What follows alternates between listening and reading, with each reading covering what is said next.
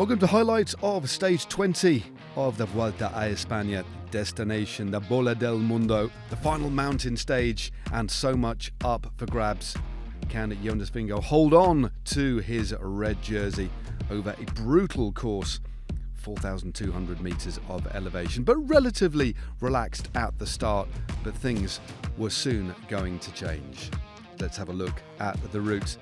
Starting in Vuelta de Espana, two third category climbs straight away, then a second category climb before the kick up, the first ascent of the Nava-Serrera climb.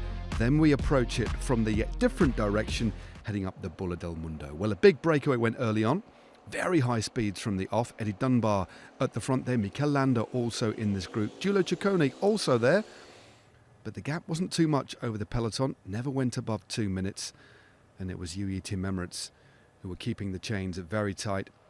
Ivo Oliveira and Michael Bjerg doing a lot of the early pacemaking. They were also joined by Red Bull Bora Hansgrohe, but it was a relatively calm day up to this point for a race leader, Jonas Vingegaard, Team Visma Lease bike in defence mode and not having to do any riding at all. So over the first climb of the day, Carlos Verona driving, and deeper into the race, it was time for our first ascent of the Nava-Serrera, and our breakaway started to fragment. The gap to the leaders down to around about a minute and a half, still being driven hard by UAE Team Emirates, wanting to make a very difficult day for all concerned, including Jonas Vingegaard. Eventually we had about 12 riders up in front. Mikel Landa was there. And then going over the first ascent of the Nava-Serrera, the group split into two before the drop down the other side. Two groups emerged over the top, 106 to the peloton. There was a demonstration, a pro-Palestine demonstration that nearly brought the riders to a halt. Most of the riders did get through unscathed, although there was a brief delay for the convoy before the race got underway again. At the other side, Mikel Landa opened up a small lead of 13 seconds. The group now at 1 minute and 15, containing our race leader, Jonas Vingegaard. Then a couple of riders bridged across. Mikel Landa was joined by Giulio Ciccone and Egan Bernal, and also Jardy van der Lee of EF Education Easy Post approaching the final climb. Van der Lee was distanced. Soon after was Egan Bernal. And Giulio Ciccone tried to take off on his own, but he was soon rejoined by Mikel Landa. A quick glance, and the two were away, still holding a lead of just over a minute before the steep slopes really started to kick up. Good ride by Felix Groschartner there for UAE before it was Jay Vine, the man in the polka dot jersey. 2 stage wins in the back pocket for him, was driving hard. The pace was too much for Giulio Pellizzari. The man in the white jersey for Red Bull Bora Hansgrohe was to have a difficult day. On to the final 3 kilometres of the concrete slopes of the Bola del Mundo, one of the hardest sections of road in cycling. Narrow, striated, full of the crowd, it urging on these riders, and it was indeed João Almeida who took it up like he did the other day on the Angliru, trying to force open a gap between him and Jonas Vingegaard. But it was Jai Hindley who was riding well, the man from Red Bull Bora Hansgrohe, trying to get himself onto the podium at the expense of Tom Pidcock. He led up, started to split the group. It was a real fight to stay in contact. Matthew Riccatello just off the back of this group, and Tom Pidcock riding the race of his life to hold on to that podium spot.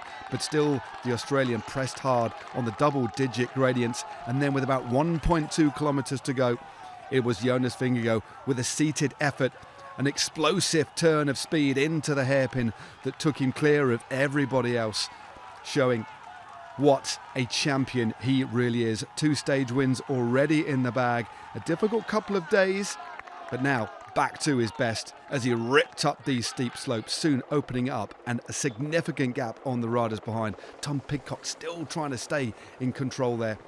Matthew Riccatello had distanced Pellizzari and was looking to move himself up the general classification to 5th and into the white jersey, but there was no stopping Jonas Vingegaard, the man in the red jersey, adding another stage win and, barring accidents, the La Vuelta title. What a ride it was, an emphatic statement from the man from Denmark. What a ride by Jonas Vingegaard to take his 3rd win of this Vuelta and ultimately the title as well. Sepkus, his teammate, there in 2nd. Jai Hindley in third, and Tom Pidcock salvaging that podium spot with fourth place. Almeida home in fifth, and just behind him, the young American Matthew Riccitello.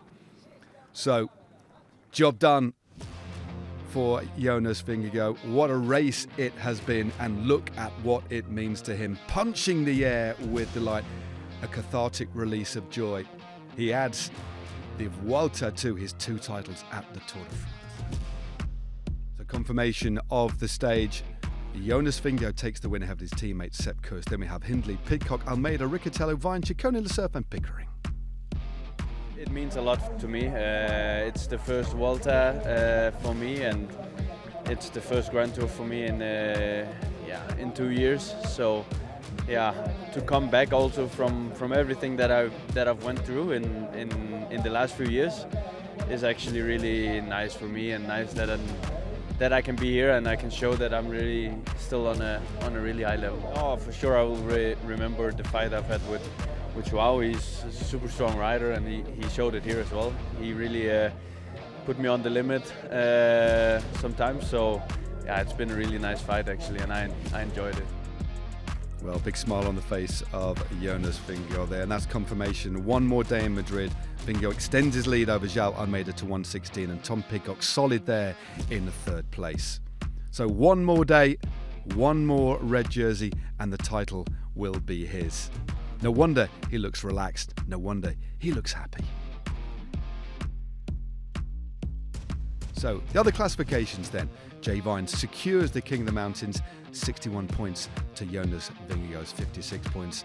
And remember, the Australian also the winner of 2 stages and a very close second in the time trial. No wonder the Aussie is smiling, but he can't wait to get back to his family. One more day in Madrid for the man in the polka dots. So talking in Madrid, let's have a look ahead to the final stage of this year's Vuelta. Starting in El Alpardo, we head to Madrid for 10 laps of a 5.8k circuit, a rolling parkour, up and down on the finish. Will it be one for the sprinters? Will it be one for the break? It'll be our final stage of what has been a magnificent race so far.